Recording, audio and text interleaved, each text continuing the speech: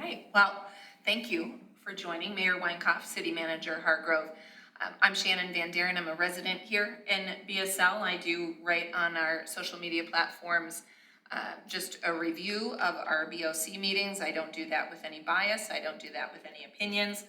I do it because there's things that I believe we all should know. And you've heard me say in the meetings before that I'm not a fan of not having a volley of conversation. I realize your business must go on in the course of a BOC meetings. I also think the citizen forums need to be more frequent, but you all have said repeatedly over the last 3 years that I've lived here that you welcome calls, emails, meetings from your community. I have taken advantage of those, which thus now has birthed kind of this interview, because the questions that I have, I think, are pertinent for the community to hear. Perhaps if I'm thinking them, they're thinking them too.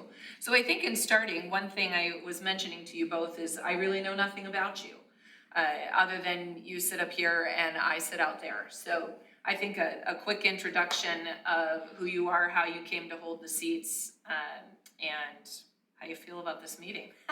Well, I'll start off. I'm Mayor. I'm Jeff Weinkoff. I've worked most of my life as a facility maintenance administrator, HVAC. I've been part of the senior living facility and taking care of residents on fixed incomes for many, many years. I got into an elected position starting off in Oak Island as a town councilman because I didn't like how they were spending the money. With 7,000 residents, they spent over $160 million and expected the residents to pay the taxes on that. So I ran for office and won. Over my 9.5-year career, we paid off that debt. All the general debt was paid off in the general debt fund. We didn't raise taxes to do it. And I have bought property here in BSL, built a house for my father-in-law because he didn't like the Oak Island life. But his health started going down and we need to come take care of him. So I resigned from town council of Oak Island and we started taking care of him. Lo and behold, did I know that we were wanting to raise taxes 5 cents and give our board wanted to give himself a raise. And I was like, no, that's not right. So I stepped my hat into the ring to run for mayor and I won. What year did you start as mayor? This is my 3rd year, so this is 2021 that I won the election. 2020 started in 2021, so I've been doing this. So far we haven't raised a tax. We started the process because the dams had not started to be built back. One of the things we wanted to do was go out and look for grant money so the taxpayers wouldn't have to pay for anything. We were successful in all that we did with the grants committee and the board. Getting grants and funding to replace the dams and get the lakes back. We've made a whole process of looking how we can get grant funding for different things, but grant funding is a big challenge. Everybody goes after grant money. So it's a hit and miss if you get it, but there's plenty of grant money out there. It's just knowing when to go for it, trying to get it, and doing what the city needs. There's a lot of challenges, a lot of things that's moving parts with the city. It is constantly something moving and you have to be able to go and find the answers to it. It's a lot of hard work. We put a lot on the staff because we have a real big bucket. One of the things that we know that the city has to have is commercial, because no city can survive just residents paying taxes. So we have met with developers who want to develop some land. They're looking at bringing a grocery store in and some other shops and other things to our city, a new park with water features, amphitheater, and they live here in the city. So they've got a lot to do with how the city is going to look and how the city's going to perform, because they want our city to be the best it can be. We've always sort of had a back seat to everything, and one of the missions and goals that I discussed with the manager was I didn't want to take a back seat to nobody in our city. I wanted us to be front and center with everything we did. Okay. So that's been part of what I've done and what led me here. Great. Well, you touched on a lot of things in my 4 pages of questions for you gentlemen that we will circle back to. So I'm Gordon Hargrove. I'm the city manager. I've been here approximately a little over 2 years. I'm starting my 7th year as a city manager. I started my career in Lake Waccamaw, North Carolina as their town manager. I was also the city manager in Southport prior to coming to Bowling Spring Lakes. I graduated from NC State with a master's degree in public administration. I've also obtained several certifications from the UNC School of Government in municipal and county administration, planning and development regulation, and finance. In addition to that, I also graduated from the University of Georgia Carl Vinson Institute of Government as a certified public manager. I got into city manager business because I really thought I could make a difference, promote efficiencies. Saw a lot of governmental waste going on, and it's one of the things that I try to be very conscious of, is being a good steward of the public's resources. So that's why I'm here. I thoroughly enjoy being here, with the exception of the hurricanes. I think that I expressed that last night. Tropical storms have been quite challenging, but this is. And you love talking about it, is what I heard you say last night. Well, you know, I don't know that I love talking about it, but I'm pretty knowledgeable, because this is like my 8th or 9th storm that, whether it's a hurricane or tropical storm, that I've dealt with. Love project management. I love finance. It's all very interesting. So the thing about being a city manager is it's commonly called, you're not an expert at anything, but you're really good at all of them. Very good. All right. Well, again, this started because I was not enough satisfied by just the BOC meetings with gaining intel here, and my questions are never directed with any negativity, just literally an insatiable need to understand what's happening around me. Like other residents here, we all have a financial investment, whether you're a homeowner or a renter. You're paying to live in this town. This is a great town. It is a town that needs some help in varying lanes as well, hence the reason we have elected officials. So let's start with how we met, which is we met by way of Board of Commissioners meeting. I'll be the first to admit, never in my life, I am in my 50s, have I been involved in city municipal government activities. It wasn't until I came here and had some dissatisfaction with some things in the town that I thought I certainly have no room to make a complaint if I am not invested in trying to be part of the solution. I am not, again, I write the BSL resident reviews. I am not elected here. I am not employed here. I ask this as just someone who has a home here. So the BOC meetings, we hold those once a month. We see our Board of Commissioners and Mayor here. City Manager Hargrove seats over there with our city clerk, our new city clerk that we have. You all give 5 minutes to each resident who cares to speak during the course of that. I think it's very rare that I don't speak, but a frustration is that we don't get to have any volley of conversation.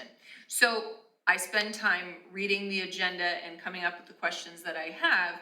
One thing that I notice happening is you all are voting on things. And you can find kind of the balcony view description of what you're going to vote on, but there's not a lot of meat to it. Last night is a perfect example with the McGill conversation and this hydrolysis study. I know that there were 3 of us sitting in the back that had multiple questions based on that conversation. How does the public become, 1, more informed, 2, you're voting and we have questions about that. Is there room for the public to be part of just asking questions? Maybe you have somebody in the public who has firsthand experience with that from either their past career, if they're retired, or their current career. Again, I have never been involved in city endeavors. What can the public do to be more informed and feel more like an active participant? And again, I have said this to you before, I'm hearing from the community and I'm feeling it as well. Perhaps it doesn't matter as a resident to come to the BOC meetings because we're just listening to you talk about things we don't understand or get to have a say in. Well, Shannon, this has gone back since this started, years. Mm-hmm. There's been discussions about the dams for years, since I've been on this board. Every meeting, there's always been something about these dams. And everything's put on the agenda, which is put online for everybody to look at and read. And it gives the description of what the things are going to happen that we're going to discuss. So. Well, let's be honest, it's a very board- generic Every description. board in every city does it this way. Every board. There's a set of rules that the state of North Carolina, everybody acts like the cities can do what they want to do. That's not true.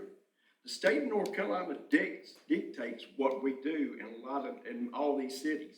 They have a lot of control. And just because something's on the agenda doesn't mean it hasn't been talked about in the past, like the McGill. The McGill thing, these dams were set up because of Florence.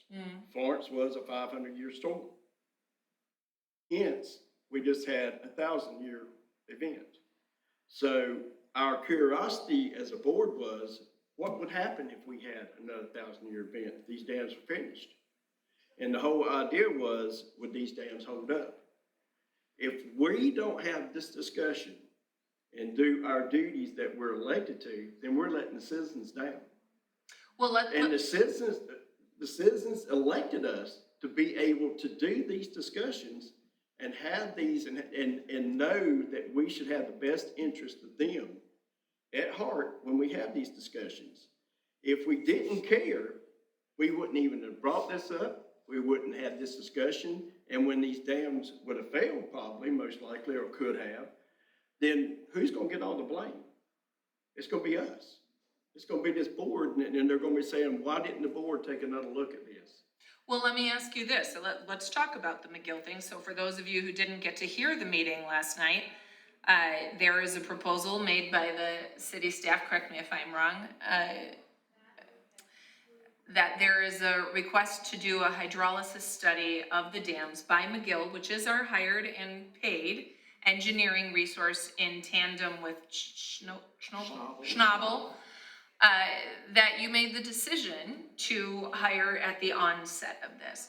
So I would ask, as I was hearing this, the questions that come to my mind is, when you opted to hire McGill, did you ask them at that time to do any simulation studies to prove out their engineering design before we hit the 1,000-year storm?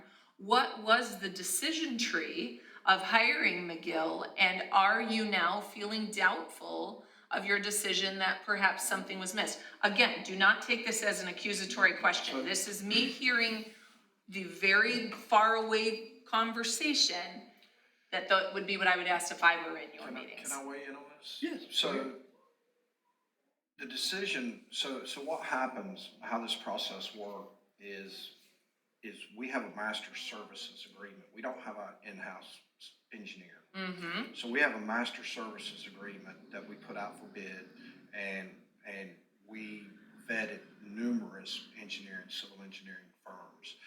This all took place before Mayor Weinkauf was here and myself was here. So I can't really tell you about the decision tree and the logic that was used. I think when the dams failed, since we had a master services agreement with McGill and they had some experience in dam reconstruction, while they might not have had the larger scale that was needed for this, they were our people that we turned to for assistance. So with that being said, I can't answer your question why they were the ones that were chosen. We kind of inherited that, but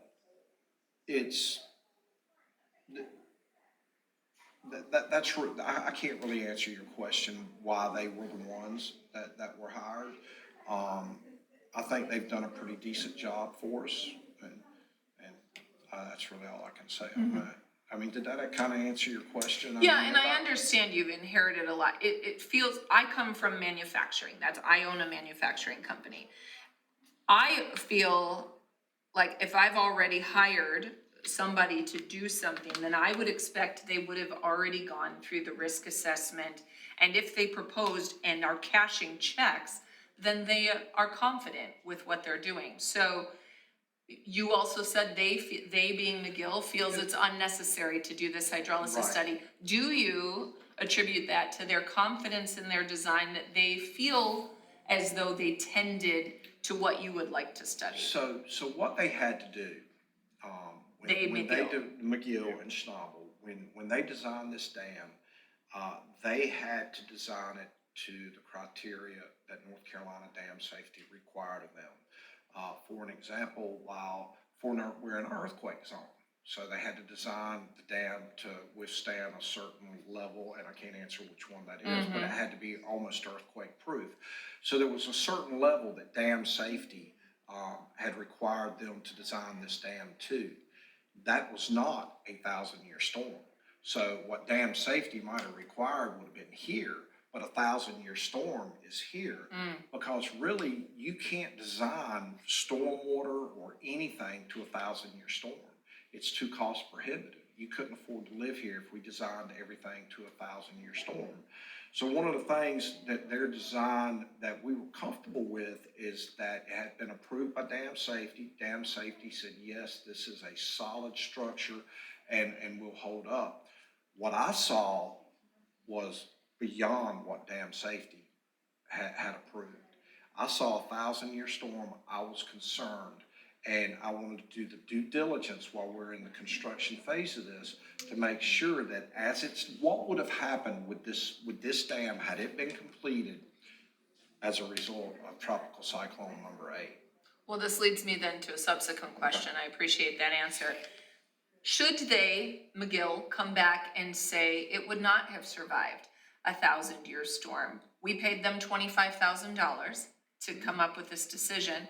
The subsequent activities, then, I would think the city comes back and decides whether they reinforce or whatever the measures are to make that. Well, now we're over budget, I would imagine. So if they come back to say we wouldn't survive, I would imagine, correct me if I'm wrong, that wouldn't satisfy you very much, hence the reason for the study. Where do we find now the subsequent money to further beef up, if you will, the dam as it's contracted? So right now, this complete dam project is funded by grants. However, during the last election, the city did pass a $20 million bond. So funding would have to come from that. And while we would activate that bond, which right now we have not. Right, which means payments from us, the residents. Payments from the residents, it would be an increase in property taxes, and this board has been adamant that they're not going to raise property taxes to pay for this dam. But we would also be working other actions, reaching out to our state leaders, asking for more funding. That's not a guarantee.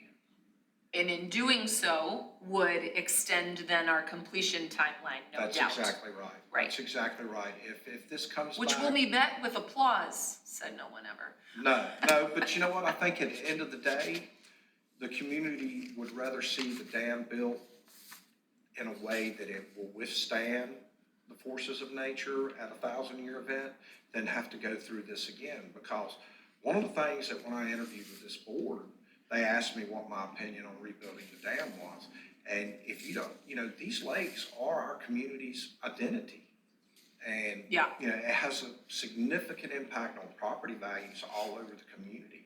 If you're not going to have the lakes, take out Bowling Spring Lane, just call it Bowling Spring, but you can't do that because there's already a Bowling Spring, North Carolina. So I think the community would rather see these dams built right the first time than have to go through what we've gone through over the last 5 years, 6 years, because it's not right. And if it took an additional 2 years, then so be it. It's not what we want, but I think the end product will be worth the wait. I'm not saying that's what's going to happen, but the modeling will show. Now, you pushed last night for an immediate decision from the board. Why is that? It's because we are at a phase in construction that if we're going to make changes, it needs to be done now, because we're getting ready to put the spillways and everything, that concrete work, into that dam structure. And if we need to make changes in the size of the openings or add an additional alternate spillway, it needs to be done now and not later.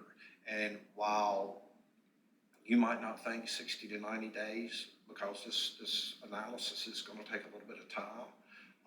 Does that put the building on hold while the analysis is happening? No, so They're- progress but they're- continues. Progress continues, but they're getting to that point that either we're going to continue moving forward or we're gonna explore some alternatives to make sure. What's the plan for mitigating loss in the interim? So we know we had loss, you talked about it last night, $2.1 million worth of damage from the washout from the 1,000-year storm. We could potentially see damage from a lesser storm. What are we doing? What did we learn that helps us mitigate this? So are we switching from the dams to the roads? No, let's stay on dams now. Okay, because the roads are different than, the washouts from the roads are different than the dam project. So the 2.1 million you mentioned last night was pertinent only to roads? It's 2.5 to $3 million for the road washouts. Yes. And if I wasn't clear about that, I apologize. So, It may just be my ineptitude on knowing the difference. So, okay, let's hold right here. Let's linger on this. The $2.5 to $3 million FEMA has approved for road washout. that's correct. Now, sorry, I'm taking notes because I have some corrections to do. As far as the dams, we also applied for FEMA funding, yes? For, The original damage, we haven't, it's tentatively in a funding request from FEMA, but right now, as I spoke about last night, and I'm not gonna go too far down this road, it is the city's position that the contractor's insurance, construction risk insurance, and their umbrella policy should cover the damages sustained okay. during Tropical Cyclone number 8. Okay, I didn't understand that. I don't know if the community understood better. I'll take my own hits for not knowing the difference on that. Okay, so let's stick with dam for a minute and let's come back to roads in a second. The dam damages as a result of the storm. We know there were pictures showing with culverts floating down what was a fake lake, if you will. Mm-hmm. What did we learn from this that will mitigate damage during the course of progression? You're saying our current completion date is spring, I think, of 27 is our intended Yes, completion. sounds right. Again, could change with this McGill study. Certainly, we will see more storms between today and May of 27. How are we wiser? What are our action steps to mitigating the point that we continue to go back to FEMA for help and have kind of this waiting period? So first of all, I want to make it clear that the way FEMA operates is even the cities and the contractor, they all have to have their insurance in place. And the insurance is the first stop in recovering your losses. Only then will FEMA step in and help. And it's not a guarantee that they're going to step in and help. Because they're only going to be responsible for what they feel is their part of the project, because we had multiple funding agents through that. As Shannon, as far as what are we doing to mitigate another 1,000-year storm, I'm not sure that there's anything that they can do from while they're building these temporary coffer dams are nothing but earthen dams. The Derren diversion ditches are, with the exception of Sanford Dam, are nothing but those great big culverts that you've seen floating down the lake. So I'm not really sure from a temporary standpoint that when you get 22 inches of rain, that while we're doing, that there's anything that we can do to prevent from what happened from happening again. Okay. You're pleased with the progress. I asked you to stand out with a map with me probably a couple months ago now, because you rattle off the names of the dam, and I admittedly don't know where they are because I don't live on a lake here in BSL. You're pleased with the updates. You usually, question mark, I suppose I shouldn't state for you, but you seem to talk with confidence and a pleased demeanor when you give us updates. You gave us updates on 4 dams last night. I didn't sense any disappointment from you. You feel like the progression is following the course you wish it would and following the timeline you wish it would, yes or no? With the exception of the storm setting us back, I think the contractor's done a really good job. Okay. I'm really happy with with Upper Lake Dam, which is the one over here. I'm really happy with the progress that they're making over here at North Lake Dam and Pine Lake Dam. I've had some conversations with the contractor about when that road's potentially going to be reopened. And I think the community is going to be very pleased with that. I'm kind of holding that information. I know, you're because taking a I've beating. said it, I've said it several times, and then I've been called a liar about it, and I've tried to couch that statement with contingent on storms. I'm very pleased with the progress that's being made on the 3 smaller dams. The storm, had we not had these last 2 storms, this dam project was on its way to being completed by the entire project by next spring. And so one of the things that I've asked the contractor is to make Sanford Dam, because these dams here are going to be complete by I know, careful. soon. Yeah, I like fair. that, thank you. Yes. Here to serve. I've asked them to make Sanford Dam as bulletproof as possible so that we don't have these same situations happen, because we're going to get more storms. Of course we are. And so I've asked them to really make progress over the 10 months. And if we look at it over the next 10 months, and if we look at it, they were way ahead of schedule before these storms. You incentivized them for that, right? Was there monetary incentivizing for early completion? But the sooner they finish, The more money. the more money they make. They can get off and do something else. Sure. But you see the progress that they originally made, and I'm anticipating that same sort of progress. So while we have a completion date of spring of 2027, I can't guarantee this, but I think it'll be sooner than that. Okay, let's transition then to the roads. We've talked a lot about the dams, and the dams yield a lot of unknowns for us, right? That's correct. They're not directly under your control. Mother Nature is a powerful source, and of course, our entities that we've hired are working under their own guidance. Let's talk about the roads. Again, I have some corrections to do. I just posted my update, and I did not call it road washout, so your statement of last night, I will make that correction. There's damaged roads all over. I'm sure I don't do a whole lot of driving here in BSL. I live on the detour road, and there's certainly damage and erosion happening there by the influx of vehicles, and certainly vehicles not driving 25 miles an hour. How do you prioritize which road gets the first bit of attention for repairs? So I prioritize them from a public safety standpoint, which say for an example, after the storm, South Shore and Fairway were priorities. Drayton was a priority, and simply because we have to look at residents that were cut off from emergency services. As we move forward with repairing these washouts, I don't know that you'll see a significant timeline difference, because we'll put these all out at bid at the same time. And so construction will probably be happening simultaneously on all of them. Now, some of the washouts that are more minor, our public works teams can be attentive to that. That's correct. No bids required, that's just right. the employment of the city. Yeah, and just so, like I discussed last night, everybody knows, we couldn't move forward making permanent fixes to these roads because FEMA wouldn't allow us to. Because until we get their approval, then everything will be covered. If we make any kind of permanent repair, they would not pay us. So we had to go make all these temporary repairs to these roads until FEMA approved everything, says, yes, we will pay you for these roads. So that's why no permanent was done. We wanted to, but the red tape held us from doing all this. Well, this seems I'm trying to define what I want to touch on, because we're gonna run out of time. We want to be respectful of people's boredom limitations. My attention span is one of those problems. Let's talk, a lot of the road washout, especially residentially, is a result of drainage ditch overflow. I know we've had conversations before, Mr. Hargrove, about it is the residents' responsibilities to keep their driveway tiles clean.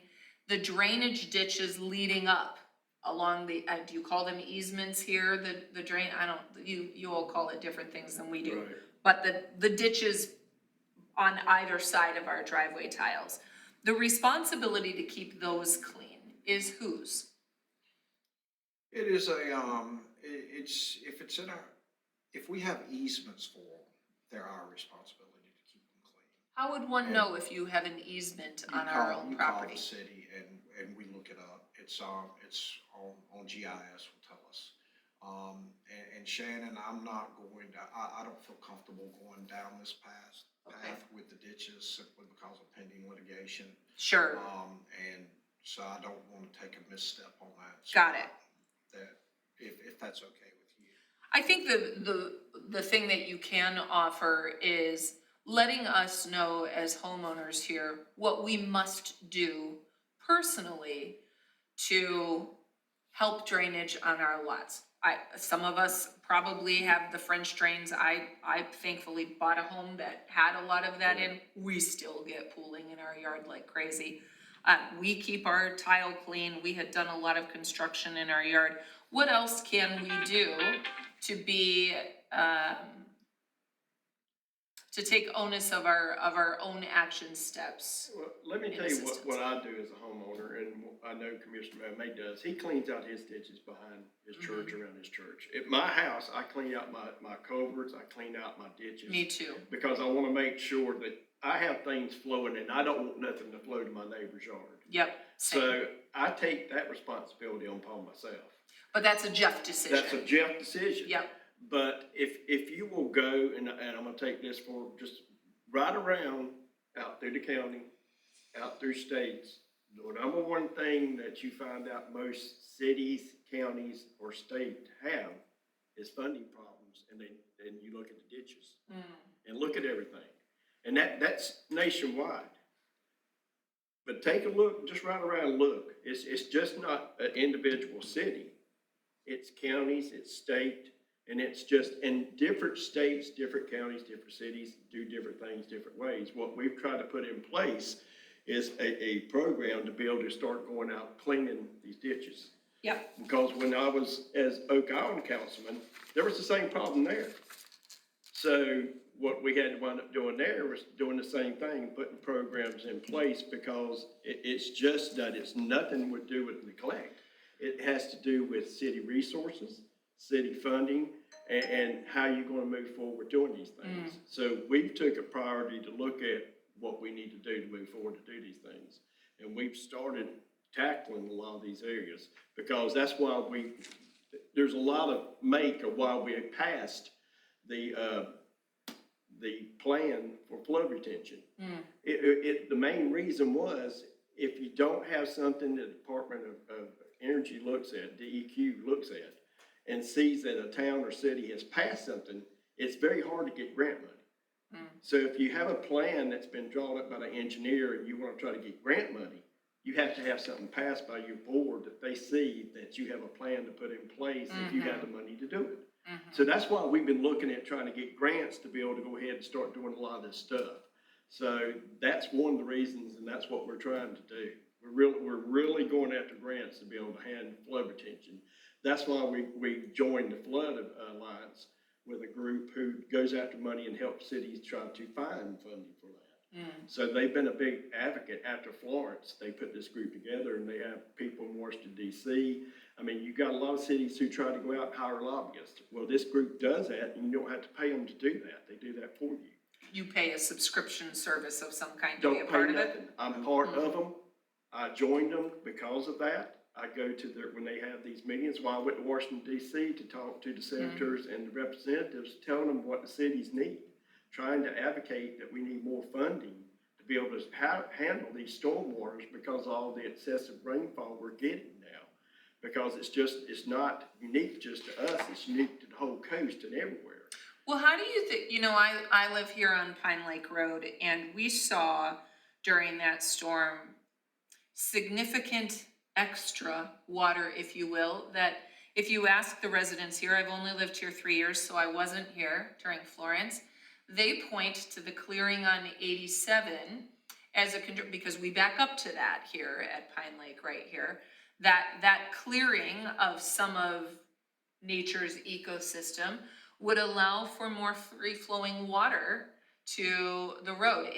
I don't study water. Yeah, I can't answer that question. I've heard that same rumor. Yeah. But I want to circle back for a minute and talk about what can you do as a resident. Okay. So the number one thing that I'd like to see residents do is to make sure that their driveway tiles are clean and What's the flowing best freely. way to do that as a resident? Well, I've seen a lot of different ways. I mean, some people just get out there and they hand dig it. And I've also seen YouTube videos where they'll run a chain through the tile and hook a tire to it and pull it through it. I mean, there's all sorts of ways, or they get somebody else. There's also a jetpack machine that has a little nozzle that you spit. We talked about this in a BOC meeting and previously. so we wanted to hold off on that right now to see how some of this ditch clean, but with 22 inches of rain, that's not really a great indicator of what we've done. But from a city perspective, if you see that your ditches are filling up with sediment, I'd like you to put in a work request. Beyond that, we are trying to establish a ditch maintenance program. Yep. That's going to take time because we have to identify areas and prioritize those areas. But right now, what's happened in the interim over the last 6 months, sometimes it feels like we're playing whack-a-mole because we've had 2 tropical storms last summer, which for me, it helped me identify problem areas in the city. And so every time we identify an area and try to clean it up, another one pops up. So do you have a committee dedicated to? We do not yet, for ditch maintenance. It's something that Nicole and I mean, we have just been, I hate to use, pardon the pun, swamped. I thought you were going to say flooded, which would also been funny. Well, flooded with, Yeah. that is kind of, I won't say funny because it's been Punny. punny. Pardon the pun. Yeah, funny. So, but I would from our think forming a perspective- committee of residents would not be a hard task because we all want to find a solution here. So let me just, the solution, let's talk about a solution. First of all, I want you to understand that there is no way that any municipality or jurisdiction or any state can plan to a 1,000-year storm. I've said that repeatedly, that I'm going to maintain that. We cannot plan to a 1,000-year storm. But we need money. We need money to improve the stormwater in this system. And I'm going to share this now in this meeting, so it's not the first time that you ever hear it. We don't have the funding right now to fix all these stormwater issues. Now, the residents here are not requesting help, they're demanding help. So in order to fix these problems, we're going to have to find funding. While grants are a wonderful thing, they're highly competitive. They're not a sustainable model to finance your city. So some of the things that I have tossed about to the board is obviously a tax increase. I want to be very clear about this. A tax increase, and we haven't even discussed it yet as a board, and we will not go for the dams. It's for other priorities that are needed in the city. First and foremost among them are stormwater issues. Another way we could do it is instituting a stormwater fee. But that's not the only revenue that we need. We need revenue for stormwater, but we also need revenue for disaster recovery. We also need revenue. Once we're finished with these dams, we're not just going to be walking away and say, well, there it is, let it go. They're going to require their own maintenance. They're going to require their own upkeep. And what we need to do is find a sustainable path that the city can thrive under. And we need to take the training wheels off.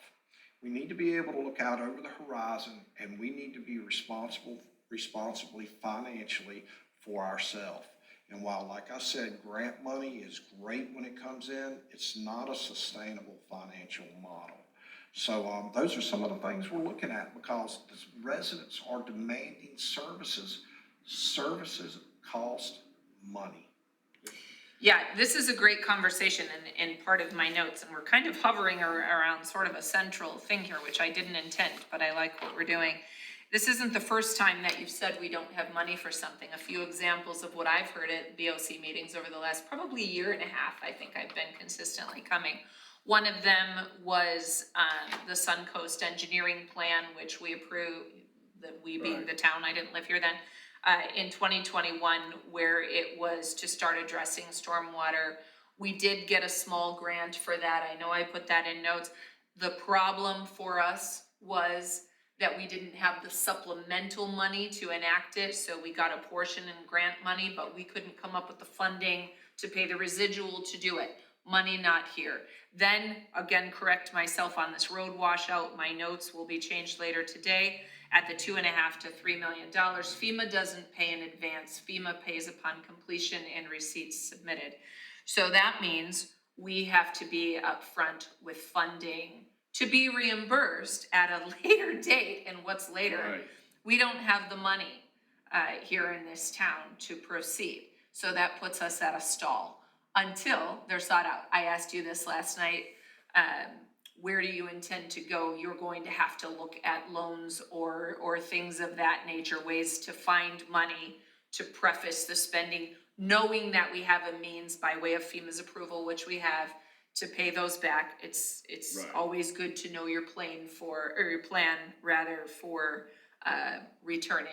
returning funds that were not gifted to you, Well, but loaned. and to go along that line, as you know and everybody else knows, the cost of living has skyrocketed Yes. for everything. Same way with materials. Well, we've stayed this neutral line, and everything else has went to that higher line. So We being our town our fees. town and our fees and all that, we try to stay neutral because we understand how it affects Yeah, people are everybody in the hurting. town. I mean, there's a lot of people on fixed incomes, so you don't want to tax somebody or put a fee on somebody where they can't afford it. So we try to look at the whole picture. It's just not just a clear picture out there. I mean, you have to look at the whole wide view. What are you going to do to somebody if you do this fee and they can't afford it? Well, let's talk about two spending issues that have come up in the last couple of months. One was the bus for Parks and Recs. Right. We decided to take out a loan to pay for that. Well, and there was a 2-cent property tax that had done part of a 5-cent that went to Parks and Rec. So that 2 cent went to Parks and Rec to pay for that bus that they needed for the kids in that register. How do you make the decision, if I know as a resident who doesn't use Parks and Recs, my kids are adults, and you have 5 cents to give to different things, is public safety by way of stormwater management, traffic lights, whatever that may be, how does that rate to Parks and Recs? Shannon, who doesn't become involved in your decision-making, I would rather see you give that 2 cents per person to something that protects the community than offers a bus. Well, 2 cent did go to something else. It went to the police department. Some of that did go to police department, public safety. Yep. Traffic lights, anything like that has nothing to do with us. That's North Carolina State. We've been trying to get traffic lights. It's Yes, been denied. poor example perhaps. Yes. But why choose Parks and Recs over Well, you the have town you have a build? large vicinity in every city and every town that wants Parks and Rec. That's just part of their city, part of their want. So when funding goes to a specific thing, then that's what that funding goes to. So if they need it for a bus, if they need to do an upfit to their building, that money that's allocated towards them, that's the department it goes to.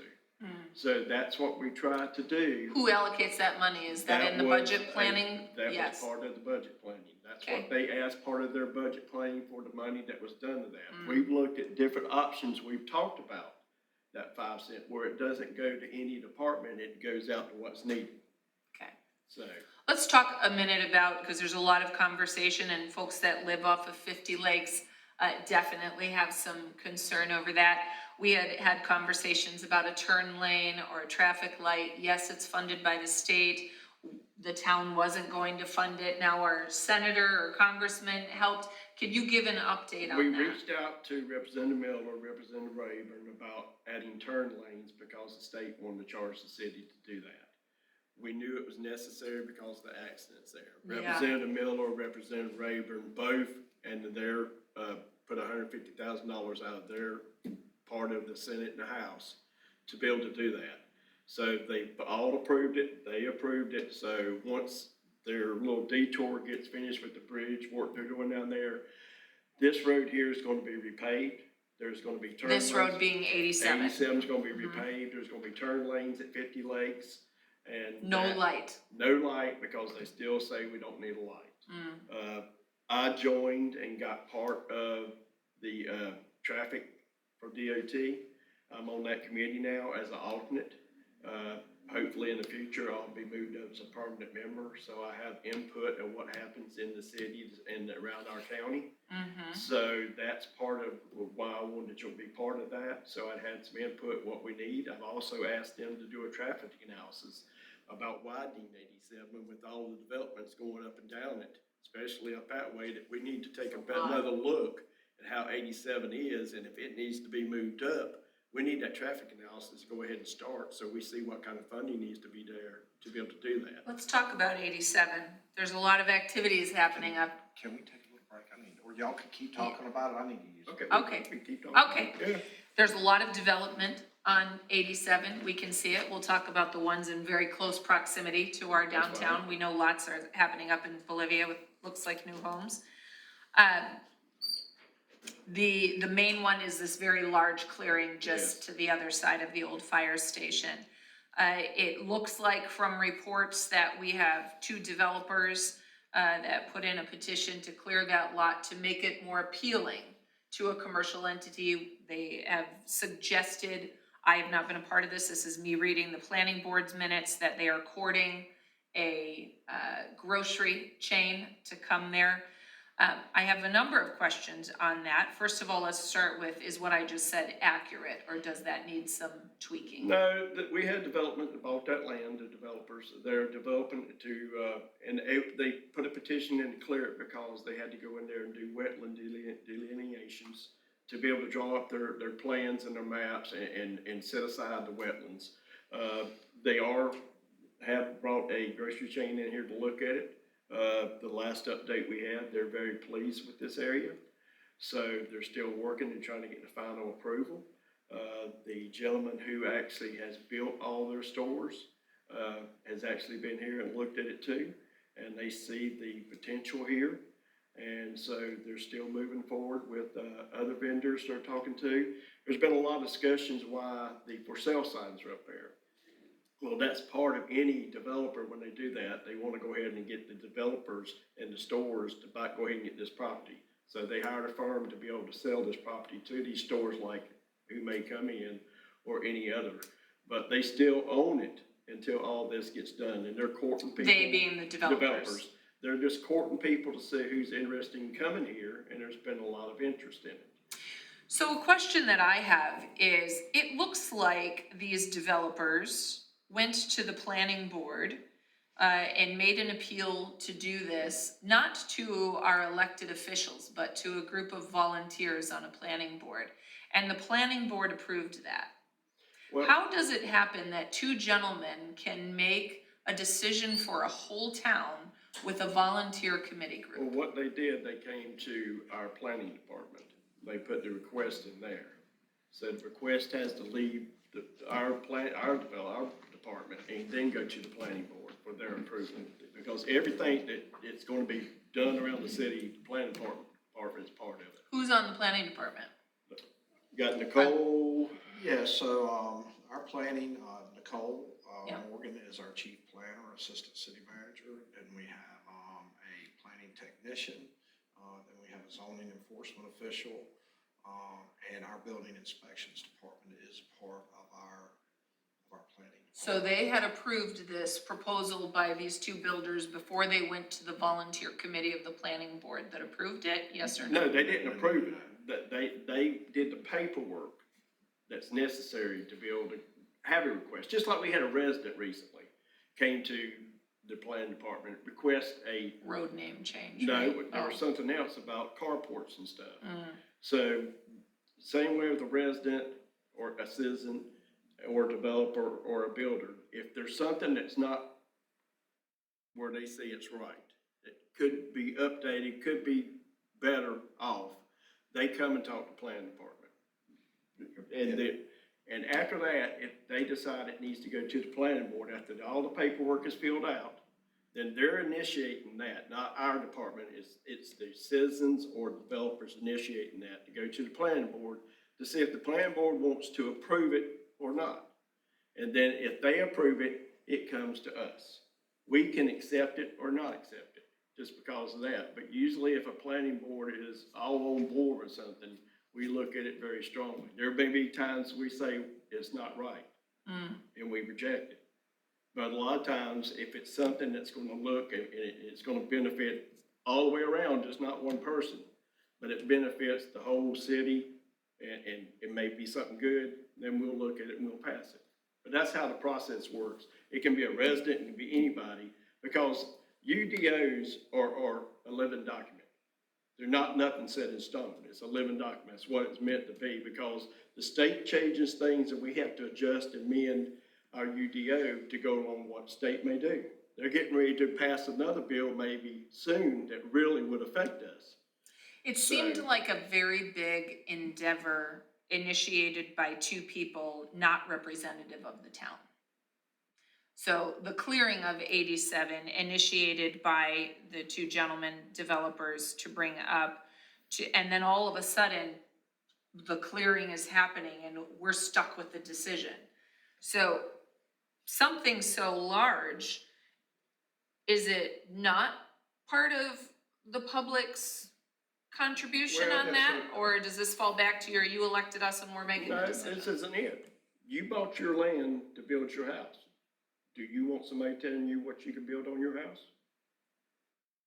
It's your land, your property, your zone to be able to do that. It's their land, their property, their zone.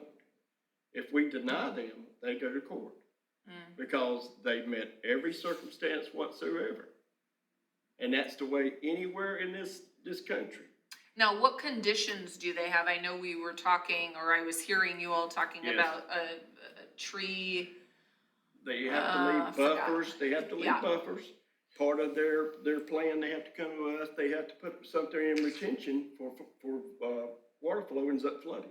They have to put something in their plans about that. They have to be, and we're looking at maybe making it even stronger, because I think we thought it needed to be stronger.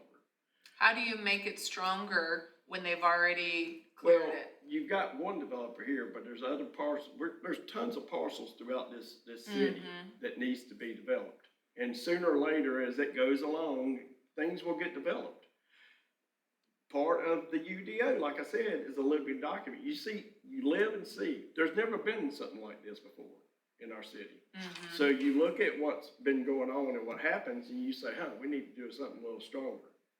So that's how you work and you try to move forward with future developments. You see what may be happening and what you think needs to happen.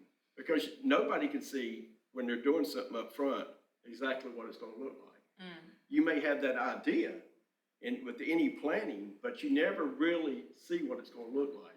Yeah. You may get into building something, and then you say, oh my gosh, we should have done this a little different. Now, when you talk about getting ready to pave here on 87, how does the sequence happen there? I would think if we have a grocery store and maybe some side strip mall stores, I don't know what's going there, that our little 2 lanes are going to very swiftly become inadequate. Well, they have to petition the state. So anything they do for any kind of entrance or anything like that, if I'm wrong, you let me know. They'll have to do turn lanes and access lanes. So if we're repaving them and they're just gonna rip that out to add turn lanes, do we change the scheduling of repaving under the perhaps of a turn lane or no? No. They'll do that on their own nickel. Yeah. So I want to circle back around. I know Mayor Weinkoff explained the process to you, that anybody can bring to the city what we call, if there's something about the UDO that they don't like, they come to the city. Define UDO. Unified Development Ordinance. Okay. So they come to the city, they fill out a form, they take it to the planning board. The planning board will research it and discuss it, and then they'll want to hold a public hearing. So what'll happen is I know you've seen the assistant city manager, Morgan, she did it last night, ask them to set a public hearing. Yes. And that is the time that when they will come in and the community has the opportunity to offer their input of what they think about a project like this over here. The really nice thing as we move forward is a project like that has to meet, because it's a current project, has to meet current county and state stormwater regulations. So they will be putting best management practices in place when they develop that piece of property. And I will just address this, if everybody would just be patient, that is really going to be a really good project. It's going to offer a lot of amenities that the city currently doesn't have. But it's not just that the public does have an input. Now, again, we work under the theory that these people that sit on this board are elected representatives of the people, and they know things that the public doesn't know, so they don't have to share all that. And so they make decisions in theory that are supposed to be for the benefit of the community. And at the end of the day, if the public does not like what those decisions are, they have the opportunity to vote them out of office and run somebody for office who thinks like them. So, but there is a public hearing anytime there is a change for something like this. And a public hearing, I haven't participated in any. You are taking commentary from the people in the seats in this room. Good to know. And I have actually seen, not necessarily here at BSL, but other communities, and I'm not going to go down that road, Sure. that there was such an outcry against development or a change in zoning that the public comment did sway the board to deny. But at the end of the day, if they followed the rules and they've done everything that they're supposed to do statutorily, we cannot deny them the right to develop their property. And I've asked the developer, because we had a discussion with them yesterday, about getting us a set of drawings and coming to and having an open forum with the residents to be able to see what their plans and intentions are. I think that's a or great what idea. things are going to look like and what they're wanting to plan for both sides of the road. So the public gets the input at that point, because until we get what their vision is, which we would try to participate with them, saying, look, this is what we really need in the city, and how we need to move forward. Because I've also asked them to think about building a new community center on this side of the road where it's more accessible. Is that where you've cleared here across from the courts? No, they haven't agreed to anything yet, but they're looking at it. But it needs to be more accessible for our residents, our kids, because the building over here, the old police center, is going to be the new senior center. And library. Well, and library. Yeah, I don't want to leave that out.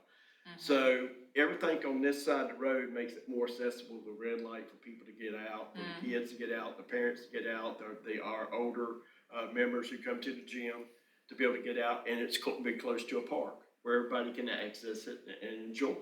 So they're looking at that. We do have a wonderful park. Yes, but they're looking at that too, to be part of that over there too. So they're trying to work and have investment in the community since they live here, and make sure that what we all desire is going to be there. And when they come out with these plans, we get to have that little final say-so before they. Questions you probably can't answer would be, there's certainly some in this community that say, I want a grocery store, I want a grocery store. I don't want more traffic here. We like our quiet town. Oxymoron, right? Yes. Or there's some of us that say, we don't want commercialism here, but we also know we need help. And I heard you say that these commercial entities will help fund some of the things for which we don't currently have funding on, just by way of residents. Right. So I certainly have my own position on what I would prefer. That doesn't matter here and doesn't matter publicly. But how do you balance that? Because we certainly, I know people that are barking for a grocery store, and I know people that are barking for quiet. Can I answer this? So, a town or community, the balance of property taxes, your revenue raised from property taxes, should be about 60-40, 60% commercial, 40% residential. So you want to put the burden on commercial. Sure. And not on your residents. Yeah, they're making money to be here. We're and- paying money to be here. And when you see that balance of 60-40, you see communities, their financial health is really strong. What's our balance today? It's about 95 to 5. So 95 resident. 95 residential to 5%, and don't take that as the gospel. Right. I haven't done the, but you. It's not surprising. We don't have You can just look Dollar around and General. see. But it might even be 98 to 2. Yeah. And really, so what that's doing is that is putting the burden on our residents. Yep. And I've had extensive conversations with the board that we can't raise taxes enough to solve the problems. If we raise the stormwater issues, the road issues, everything, all of our needs, and not just wants, but needs, we can't, if we raise the taxes on our residents to the point that it solved all these issues, nobody would be able to afford to live here. So that's the balance that we're trying to strive, is to get that commercial base established so that we have the right ratio of commercial to residential to help improve our fiscal health. It's not something that's going to happen overnight, but one of the things that we talk about is you have to have the ability to look out over the horizon and anticipate what your problems are. And you know, we could talk about SWOT analysis all you want to, but you have to have, you can't think about just today. Yep. You have to think about the future. And I've had extensive conversations with anybody that'll listen to me. We have to look out over the horizon. Just what are our opportunities? What are our threats?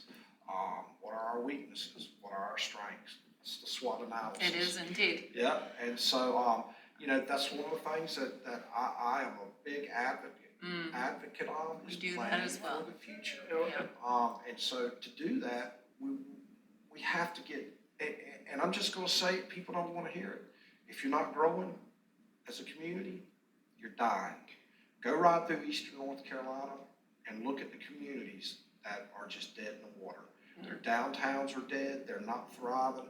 So really, we have to grow. And sales tax is a big part of us. And we fought cities and towns, small cities and towns, with the state because they was wanting to change how sales tax was distributed. And we would have really been affected by what they wanted to do. So we fought against that because we count on our sales tax to help us fund things. Yeah. So the more we can do to create that more commercial entity that we need, then it puts a better prospect on the residents and the property taxes that have to be there. Well, gentlemen, this has been good. We didn't touch on nearly all of the things that I wanted. My hope is that we can do this again and maybe even do it with the Board of Commissioners. But to wrap this up, for people that have stuck it out with us this long, based on what we've done here today, the three of us, briefly, what do you hope this did for the community and or for City Hall and the people that are within it? I hope that the community can see that we are a entity that works for them, that we're here for them. But there's a lot of rules that they don't understand that we must follow as being a part of a city. I mean, it's just not cut and dry because we can't work for one person. We have to work for the whole city and every resident. And sometimes we're looked at, why won't you do this for me? But it's a constant thing. Yeah. So we have to look at everybody, how we can work for everybody and just not a single person, because our job is to help the whole city. And, Right. and we have limited staff. So how do you think this may have helped I think exude that if message? they understand that I can always be reached out to, the manager can be reached out to, any board of commissioner can be reached out to, because we were hired to work for the people of the city of BSL. And I've tried my best to answer everybody I can. I mean, you asked me to do this, and my first thing was, yes, I think we should do this. Indeed. Because I That's a think very it true statement. is upon us to be able to let the citizens know what we're doing, what we're trying to do, and how we're looking out for the future. To be able to work together to make everything happen, because it's not an easy process at anything we do.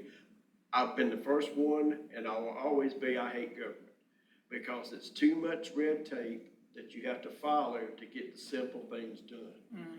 And I've told this to our elected officials in the state, because to me, if there's a disaster in a city or a town, there shouldn't be any red tape. It should be simple to get the problems fixed. Yeah. So, but we try to do our best to work in the restrictions that are put on us. And there are restrictions. We're just not do what you want to do. What about you? So- What do you think? So I'm going to piggyback on exactly what he said, is that people need to realize that the business of the public works differently than private business. We have procedures, we have statutory requirements that we have to follow.